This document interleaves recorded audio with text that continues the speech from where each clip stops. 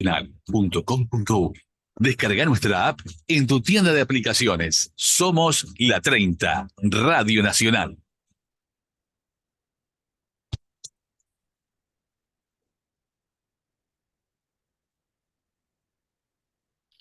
Muy bien, seguimos. Estamos por CX30, Radio Nacional, 11:30 AM por aire, radionacional.com.uy por internet para el mundo. También Libertas, libertas.uy, esta es nuestra web, la web de Libertas. Estamos en Facebook, en donde estamos. Tenemos que corregir ese tema porque no sé por qué se desconfiguró el link de en donde estamos, pero vamos a ver si podemos arreglarlo. El Twitter, arroba en donde estamos, por Instagram, en donde estamos, Uru, y nuestro canal YouTube, mira en dónde estamos. Ahí tenés todo el material editado, todo el material de prácticamente ya 4 años de trabajo periodístico desde Libertas, nuestra asociación civil sin fines de lucro, precisamente en pos de estos valores, de los valores democráticos, republicanos, de la democracia liberal, del Estado de Derecho, para una democracia liberal, para una república democrática. Libertas.uy. Nuestro canal YouTube, te repito, mira en dónde estamos. Tenés ahí todas nuestras columnas en imagen y sonido, editadas con total independencia una de las otras, y está grillado en orden, todo el material que tenés en nuestro canal. Te podés suscribir, es gratis, nos sirve a todos, aumentás suscripción y hay más posibilidades de que se haga sustentable esta actividad periodística. Lo mismo que nuestra cuenta, que está en Hábitat, 121260. Aquellos que aporten, evidentemente le dan sustentabilidad a nuestra actividad periodística. Gramsci hablaba de que la ideología marxista era opuesta a la Iglesia, al idealismo del liberalismo, ese idealismo del liberalismo italiano que estaba prácticamente concentrado en las ideas de Benedetto Croce, entre otros teóricos, y que formaron parte inclusive de aquella revolución cultural que pretendió liderar el propio Antonio Gramsci, fundando luego el Partido Comunista Italiano, considerando que estos grupos, bueno, no eran apropiados para la revolución marxista, que eran grupos más bien hacia el liberalismo, de ideas muy tenues, muy leves, que eran algo así como los cretinos útiles que había considerado Marx en su momento que podían existir, es decir, los socialdemócratas, los socialistas no marxistas, todos esos cretinos útiles que van a ser utilizados, van a ser usados por el Partido Comunista, van a compatibilizar en las primeras etapas, van a hacerse muy entre comillas, digo, van a hacerse amigos, compinches de una tarea humanizadora, etcétera, pero que va a propiciar las primeras fases para la revolución comunista. Esto plantea Antonio Gramsci con su concepto de la hegemonía cultural y el hombre activo. El hombre activo o el agente activo revolucionario, eso que después va a ser el común denominador en los textos de Simone de Beauvoir, de Judith Butler, del propio Ernesto Laclau, el agente revolucionario, el agente activo, el sujeto activo revolucionario. Es decir, una terminología de raigambre sociológica, si vos querés. ¿No? El sujeto de la acción, que decía Max Weber, lo va a tomar Gramsci. El sujeto de la acción, el sujeto activo, el hecho social, ¿no? El hecho sociológico, los factores determinantes, todo eso que va a nutrir la sociología de elementos de análisis, lo va a tomar Antonio Gramsci para su teoría cultural de la revolución marxista hacia la sociedad comunista. Es mucho más embromado esto, lo de Gramsci, ya lo estamos viendo. Es mucho más complicado porque se instala por dentro del Estado y va cooptando, va desarrollando a través del sistema educativo una sociedad distinta, disruptiva absolutamente respecto a la anterior. Las nuevas generaciones que han sido educadas por el sistema educativo que en Uruguay tenemos ya desde hace muchos años y que va profundizándose incluso, que era un cuento de niños al principio, yo lo veo con sobrinos de 23, 27 años, que me dicen, era un cuento de niños cuando nosotros empezamos ya empezaban a ser educados por esta revolución gramsciana en Uruguay a partir de aquel primer gobierno del Frente Amplio, con la reforma educativa que hace Tabaré Vázquez. ¿Por qué se creen ustedes que vino la reforma educativa? Vamos a cambiarle el ADN a la educación. Pero claro, todos inocentemente decían, ¿qué le va a cambiar el ADN si esto empeoró? No, para los revolucionarios marxistas gramscianos no empeoró, fueron mejorando la tarea revolucionaria a través de la ética revolucionaria marxista. Por eso, hoy los chiquilines, pero no solo hoy, ¿hace cuánto? ¿10, 12, 15 años? ¿17, 18 años? Están viendo a través de sus referentes culturales, de sus docentes en historia, en filosofía, en ciencias sociales, a partir de la etapa secundaria ya, y ya ahora en primaria, están viendo o están recibiendo la versión de que los tupamaros y los agentes revolucionarios eran los buenos de la película y que la dictadura fue perpetrada por gente muy mala y por los poderes dominantes, de las clases dominantes de la burguesía nacional, que buscó por todos los medios cuidar su hegemonía y sus medios de producción, y el capitalismo, que era el que subyugaba y dominaba a los partidos políticos fundacionales o tradicionales, etcétera. Que en Uruguay hubo una disrupción de la democracia ya en el año 68. Todo eso es revolución gramsciana en el país.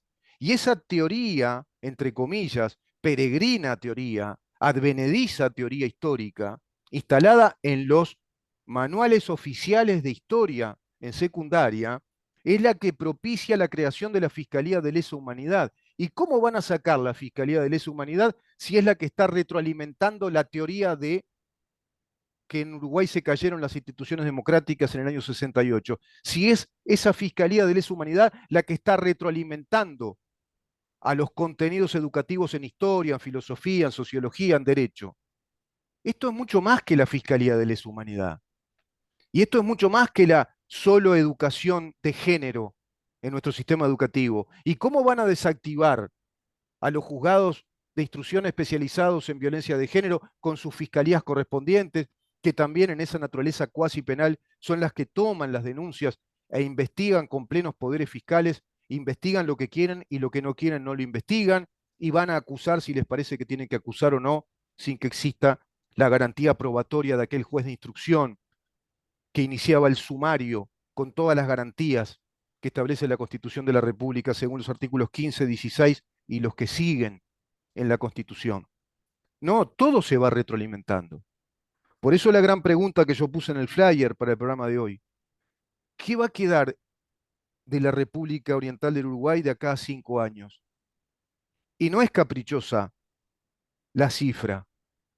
No digo 5 años por decir. Queda un año más para que este gobierno termine este periodo gubernamental, este periodo legislativo, porque es coincidente con el Ejecutivo, por eso en el Uruguay le decimos periodo legislativo. Vienen las elecciones el año que viene. ¿Y qué va a pasar de acá al penúltimo año si acaso ganara el Frente Amplio las elecciones? Según las consultoras, todas, excepto una que no voy a nombrar, todas coinciden prácticamente en los mismos números que gana el Frente Amplio, que gana el Frente Amplio. Y hay mucho factor de análisis a tomar seriamente en cuenta para concederle razón a las consultoras que dicen que gana el Frente Amplio. Pero está lleno de factores de análisis determinantes que indicarían que este gobierno no tiene posibilidad de ser reelecto. Primero porque se cayó a pedazos. Seguro que Cabildo Abierto no va a constituirse como una fuerza que se pliegue nuevamente en una segunda vuelta a apoyar al líder que quede como el más votado desde el lado no comunista, digámoslo así. Y del lado comunista, marxista, en bloque, el Frente Amplio irá todo en bloque por su líder, el que haya sido el más votado. Seguramente en esa carrera electoral entre Carolina Cose y Yamandu Orsi. Del otro lado, presumiblemente, muy presumiblemente, y yo te diría que muy eventualmente, es una eventualidad, prácticamente un hecho ya crónica de un futuro anunciado, que será el candidato que presenta el Partido Nacional, el más votado desde ese lado, y veremos luego todas las fuerzas políticas en qué porcentaje votan, qué tasa porcentual tienen, y ahí veremos en primera vuelta cómo quedó la cosa, sin mayorías absolutas, porque creo que eso no se va a dar, bueno, sin mayorías en primera vuelta, como para ir a una segunda vuelta. Si ganara entonces el Frente Amplio, seguro que esto se va a profundizar muchísimo más y creo yo que ya en un punto sin retorno respecto a todos aquellos que seguimos de algún modo añorando o vislumbrando una mínima posibilidad de que se reencauce el país hacia los principios constitucionales como un Estado de Derecho soberano, éticamente decente, digno de ser llamado así, y no lo que soy. Un Estado de Derecho que responda a los principios constitucionales, a las garantías de nuestras libertades, a los principios de estabilidad y seguridad jurídica, al principio de igualdad ante la ley, y que se sanifique la democracia representativa y por supuesto que se sanifique la república. Uruguay no está camino a eso. Uruguay sigue encaminándose en la naturalización de un proceso gramsciano de la institucionalidad del país. Claro, ahora me cae la ficha. ¿Por qué aquel Che Guevara dijo que Uruguay no precisaba una revolución armada? Claro, porque él vio todo eso. Él vio que en Uruguay era factible ir por el lado de la revolución pacífica, la que decía Gramsci, ir por el lado de esa revolución pacífica que es la que se desarrolla por dentro del Estado, la que en sus primeras etapas se hace invisible prácticamente y cuando ya se hace visible te das cuenta que hay tres, cuatro generaciones ya tomadas por esa hegemonía ética, revolucionaria, filosófica, cultural, punto sin retorno. Y vuelvo a lo que decía el doctor Elías Díaz, el creador de la antropología jurídica en España y profesor además de Derecho Público, grado 5 en Derecho Público. Decía que hay tres etapas en un proceso de legitimación, de legitimidad, perdón, jurídica. La primera etapa es la legitimidad filosófica de una postura ante un tema, de una propuesta teórica, filosófica, doctrinaria, de cualquier tema. Por ejemplo, en vez de hablar de sexualidad, ahora hablamos de género. Ahí hubo, bueno, un trabajo minucioso a través de un ejército revolucionario en las aulas universitarias del primer mundo que trabajaron desde comienzo de los años 60, se fue acentuando esto hacia aquellos años 68, 69 en adelante y se legitima desde las aulas universitarias, por supuesto que sustentadas económicamente por capitales muy fuertes, se va a sustentar a través de papers, de la creación de cátedras, de trabajos en revistas especializadas. Se va a ir fundamentando la doctrina del género, las minorías subyugadas por el régimen patriarcal capitalista, etcétera, y van a ser el movimiento LGBTQ, etcétera. LGBT al comienzo.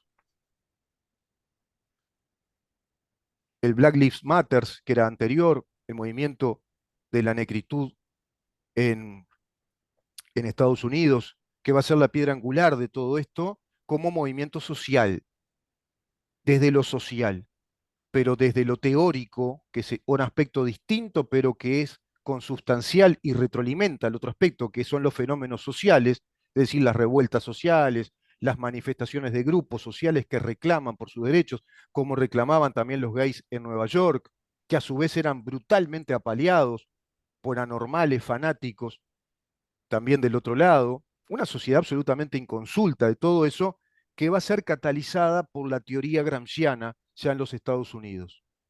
Y por supuesto que se viene trabajando en Europa desde los años 50, del año 54 en adelante, se viene trabajando toda la teoría gramsciana revolucionaria desde las fuerzas de izquierda introducidas en las casas universitarias, en las universidades de países como Francia, Inglaterra, fundamentalmente, en Alemania, ni qué hablar, y que se va a desarrollar la teoría gramsciana. Del otro lado, mutis por el foro. Los liberales no estaban desarrollando teoría crítica, no estaba la contrapropuesta a todo esto, durmieron, eran aquellos habitantes del Jardín de los Cerezos, que yo le decía la obra de Chekhov, todos sentados tomando el té y viendo pasar la tarde hasta que llegara la noche. y después el remate de la finca.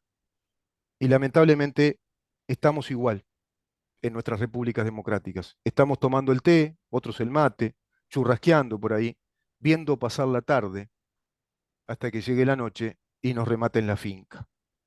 Porque trabajaron mucho ellos, porque ellos son, como diría Tom Wolfe, dignos de sacarse el sombrero o la galera y aplaudirlos haciendo una fila como hacen los jugadores de fútbol, ¿viste? Cuando aplauden al que vino, al que llegó o a los que salieron campeones, porque realmente son campeones del trabajo, de la organización, de la metodología revolucionaria y en la capacidad de convencer multitudes al extremo de convencer al propio enemigo, de convencer lo que no son enemigos, de introducir sus planes de estudio, sus teóricos, de cooptar las universidades como la nuestra, que pasó a ser autónoma, sí pide guita, ¿no? Como la hija boba, como dije el otro día en el programa. Pide mucha plata, la bancamos todos nosotros y bancamos esa universidad para que siga fabricando, construyendo ejércitos generacionales revolucionarios que terminen de una vez por todas tirar abajo el Estado de Derecho democrático liberal que tenemos en nuestro país a través de nuestros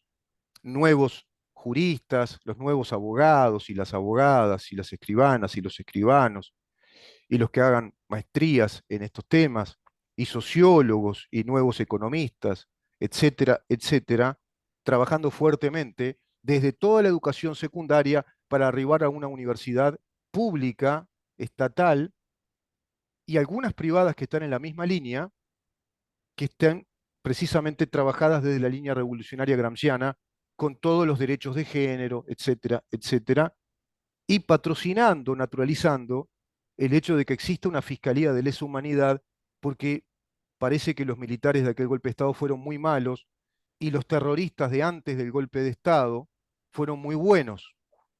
Ese maniqueísmo es, digamos que apropiado, es en beneficio de la revolución marxista, socialista. Ese es el Uruguay que tenemos.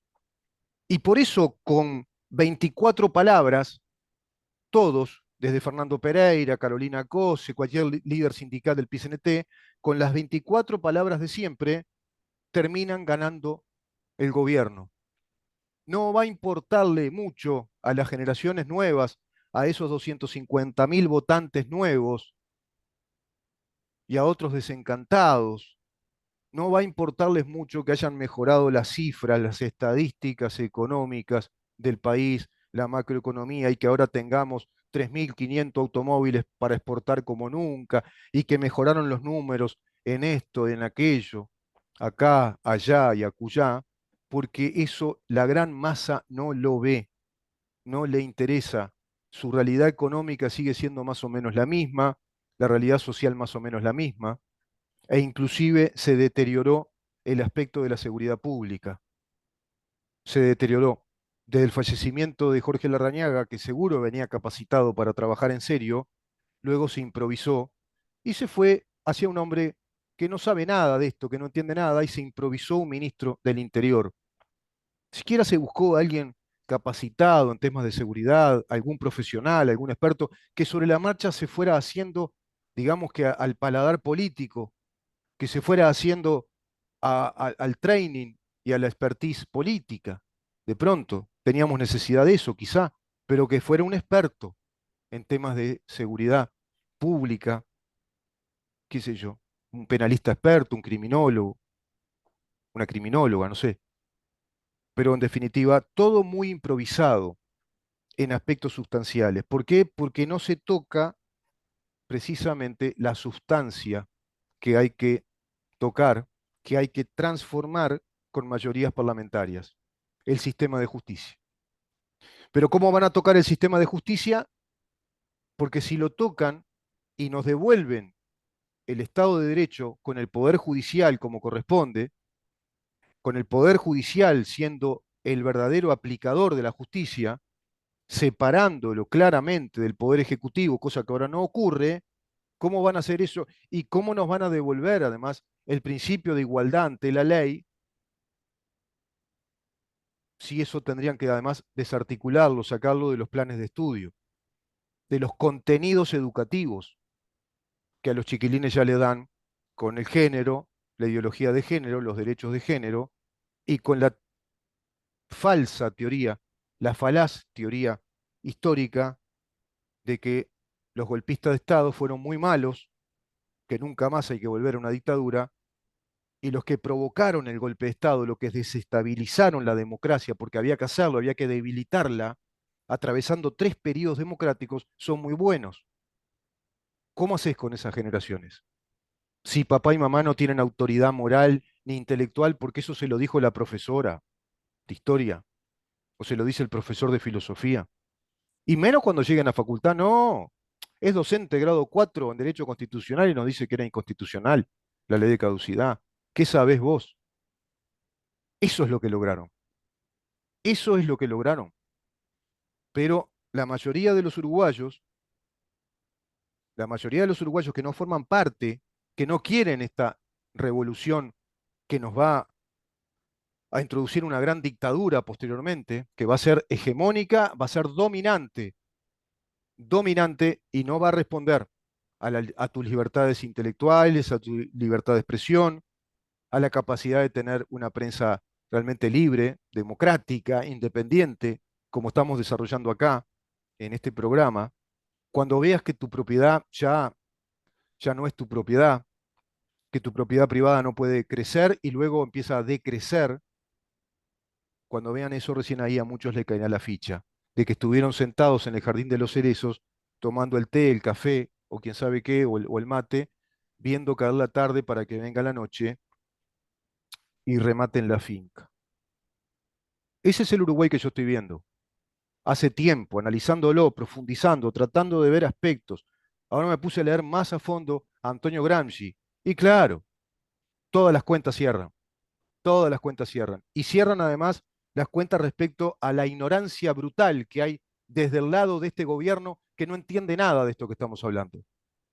Que no hablan nada de esto, no dicen nada respecto a esto, parece que esto no existe y que todo pueda seguir ocurriendo así de cualquier manera y quizá por algo mágico nos liberemos del advenimiento muy eventual de una etapa mucho más radical de este socialismo comunista ya instalado en todo el continente, fuertemente ahora acelerado el proceso a través de Ignacio Lula da Silva, generando una cooptación tremenda en todas las izquierdas que evidentemente van a estar muy apadrinadas, muy cobijadas por esta internacional comunista que trabaja fuertemente, siempre trabajó, pero ahora ya en un periodo de mayor esplendor que los anteriores para desplegar los modelos de izquierda socialista desde el marxismo gramsciano, con una miríada de teóricos que han instruido cómo hacer todo esto y que vamos a repasar a esos teóricos rápidamente para que vean ustedes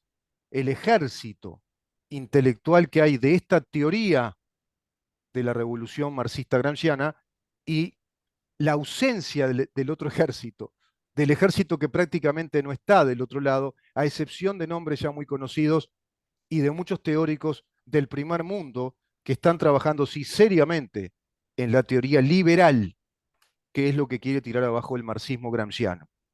El marxismo gramsciano es enemigo, es antagonista natural, históricamente y doctrinariamente natural del liberalismo y del modelo de la democracia liberal, con su república y su representación y su separación de poderes. Pero no se entiende. Al contrario, se critica el liberalismo, se dice que el liberalismo es culpable, incluso desde los que no están formando parte de las huestes marxistas, porque también caen en la confusión que los propios marxistas inducen a caer, culpando al capitalismo y al liberalismo de lo que el capitalismo y el liberalismo no hacen, sino que lo que está haciendo el modelo economicista, progresista, de corporaciones financieras que están financiando esta revolución internacional, están haciendo. Pero te van a decir que es el capitalismo el culpable, cuando el capitalismo ya prácticamente no se aplica en el mundo porque no hay una economía abierta de libre competencia con todas sus reglas, dado que estamos en un mundo hegemonizado, cada vez más hegemonizado por estas, digamos, este diseño del nuevo orden mundial. Te repito, el marxismo es internacionalista, te va a tirar abajo las ideas de patria, de nación, de soberanía, Por eso no les importa la soberanía jurídica del país. No les importa no responder al principio de la no retroactividad de la ley penal más grave. No les importa responder al principio de que nuestra Constitución está por encima de cualquier otra norma. Y si Uruguay firma un tratado que sea con la cláusula de salvedad de que no vamos a cumplir o aceptar lo que contradiga nuestras normas constitucionales. No les importa. No les importa que la OIT le diga que no responde a la voluntad en las negociaciones laborales nuestro país con este sistema corporativo musolinista. No les importa, porque les importa la internacional revolucionaria. Eso es lo que les importa. Y del otro lado, no les importa saberlo, se ve. No les importa estudiar al enemigo, no les importa entender que tienen un enemigo y que tienen que estar a la altura de ese enemigo y saber ante quién están, la contextura, el vigor que tiene ese enemigo que te va a arrancar la cabeza. Pero si van a seguir como señoritas, desde el otro lado, como niñitas que casualmente agarran un casito que la fiscalía, que lo que pasa es que Charles Carrera, pero yo ahora otra vez llevo lo de Charles Carrera a la fiscalía. No, señores, tienen que empezar a estudiar y hablar a la gente lo que pasa si es que realmente tienen voluntad para eso o si no es que han pactado entonces con estas fuerzas marxistas para perpetuarse en el sillón de poder que es la banca de senadores y diputados. Porque al final hay que resolver por este lado también el análisis, que ya también lo haré, que ya también lo haré. Nos vamos, nos reencontramos mañana a partir de las 10 de la mañana para seguir preguntando en dónde estamos. Chau. Libertas, una organización por la libertad.